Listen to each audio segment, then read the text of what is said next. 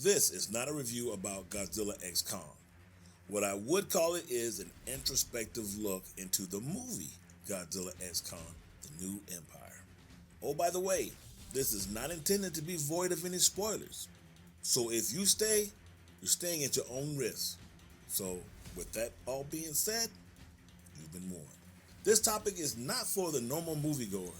You need to be fanned out, completely nerded out. Just all the way when it comes to Godzilla to appreciate this conversation. I'll say this latest installment is action-packed, which it should be expected, of course.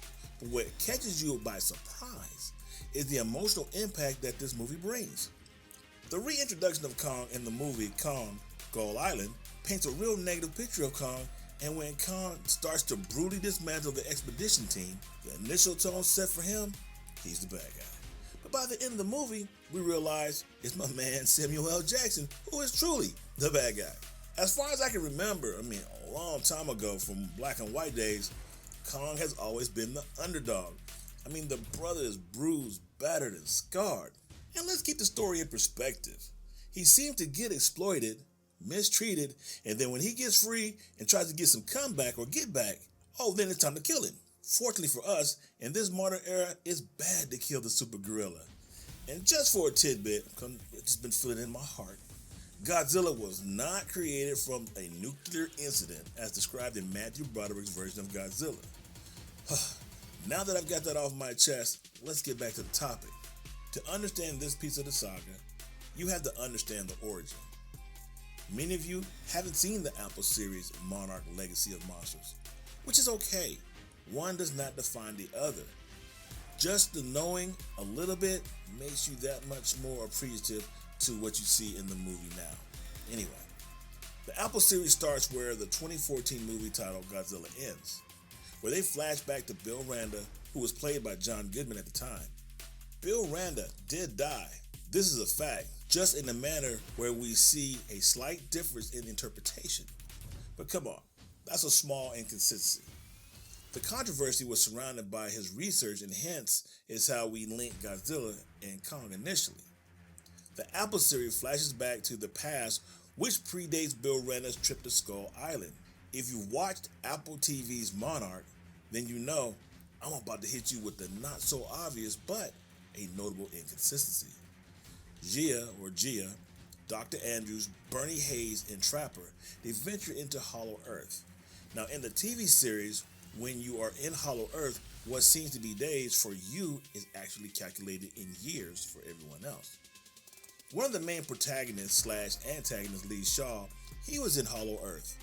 Now he was in Hollow Earth for about 2 days or so, and 20 years had actually passed, aging everyone but him. Therefore, if this is the case, when we look at Godzilla X, technically Godzilla had years to prepare for this fight. My bad. Here comes a spoiler for those who didn't see the movie. A large part of the beginning of GXK, Godzilla spent his time warming up by either whooping some Titan booty or powering up. But in fairness, it never really was stated how long this time span was. I myself don't doubt that the writers intended the days to be years, in which I suspect it wasn't that long.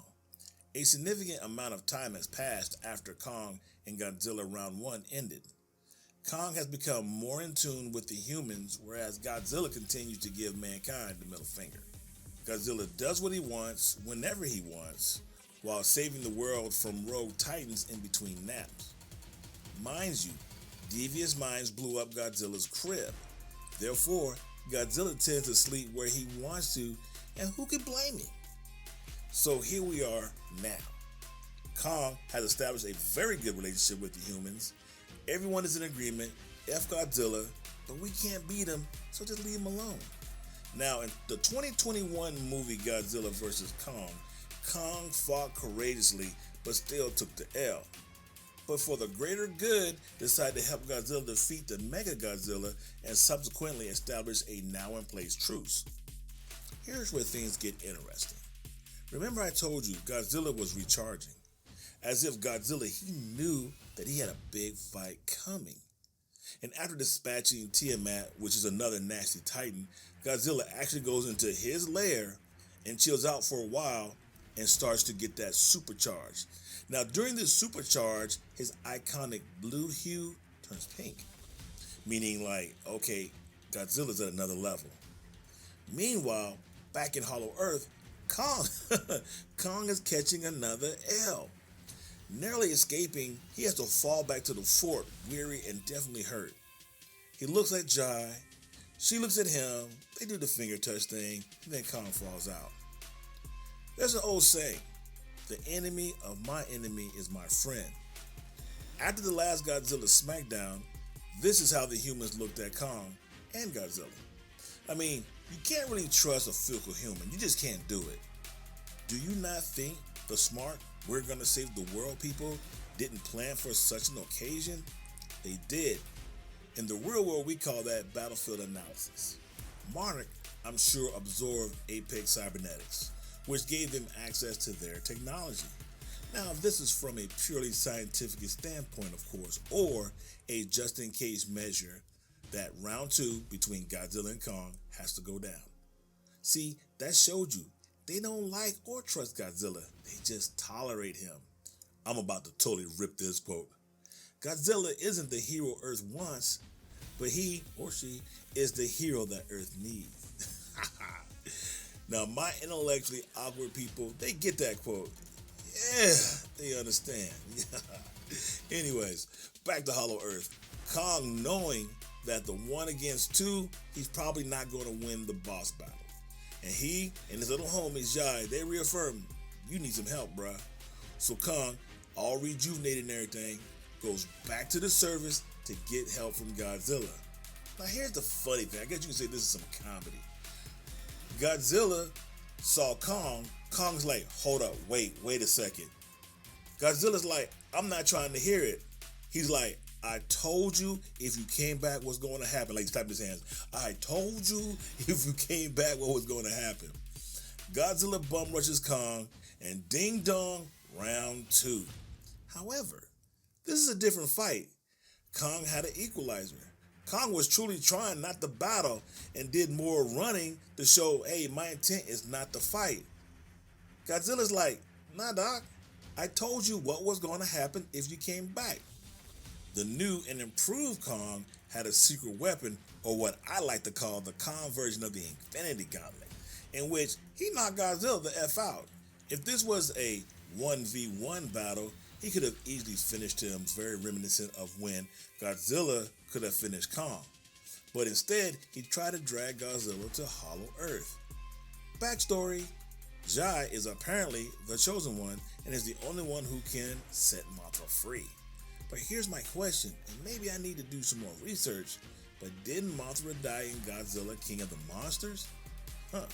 Now legend has it that Mothra is able to live multiple lives. She lays an egg which lies dormant until summoned, and when awakened, she has a new body but her past lives still remain. Maybe. Anyway, Mothra, who oh by the way is like Spock to Kirk, has always been Godzilla's friend and ally. Jai, the chosen one, is able to summon Mothra just in the nick of time.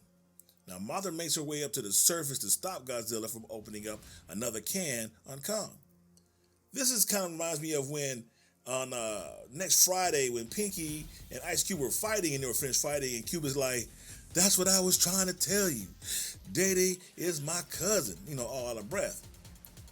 With Mothra on the set, Kong and Mothra kind of like psychically explain to Godzilla, hey bro, we got a bigger threat. There is a grumpy, get out my yard, middle-aged and balding orangutan trying to come to the surface without a passport. Now, just like in the previous installment of any movie of King Kong, there has to be a bad guy. It just so happens that this bad guy, aka the Scar King, is a threat to the entire planet. To make things a little bit more interesting, the Scar King, or the writers who wrote the Scar King part, made him into an orangutan. Because in the apes world, the orangutans tend to be the smarter of the gorilla species. All I have to say is this. Go watch the Planet of the Apes. The orangutans, they're the politicians and the lawmakers, where the gorillas, they're the muscle. In this case, SK, or Scar King, he had a vast knowledge of fighting techniques along with a spine whip, which made him a very formidable opponent for Kong. However, when Kong consistently showed SK he was the king, get it, king? SK had to fall back on his backup plan. Now the backup plan was in the form of Shimu, who is like Godzilla but spits ice instead of fire. Here's the problem. Shimu was responsible for causing the Ice Age, which occurred approximately 11,700 years ago. As Kong tries to defend himself from the Arctic blast, Kong's right hand and forearm are hit with a severe case of frostbite, forcing him to retreat and seek help from the humans. Pop quiz. Do you remember the equalizer that I spoke of earlier? And if so, what was it called? And no, it's not the Infinity Gauntlet. If you said the Beast Glove, then you would be correct. Beast, which stands for the Bio-Enhanced Enomech Seismic Thunder Glove. Now, along with a massive steroid injection to assist in the frostbite healing, Kong is now fit for duty and ready for battle. I just wanted to give you some perspectives while not totally explaining the entire movie to you. If you want to know how it ends, go to the movies. Or just wait, it's already posted on Amazon for pre-order. Plus, we still have to wait for Monarch Season 2 to answer more questions. Now, this might not be out until late 2025. Oh, the story isn't over, my people. As a matter of fact, this is just the beginning. And as I said from the beginning, this wasn't a review podcast.